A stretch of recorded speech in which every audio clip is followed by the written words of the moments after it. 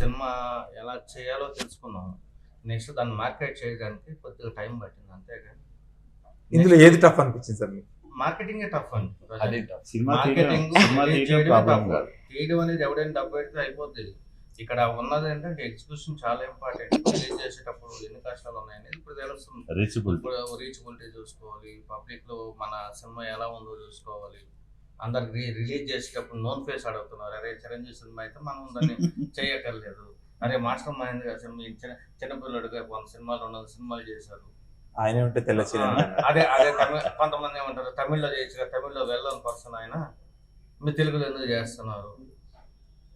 ఇట్లా రకరకాల ఇది ఉంది.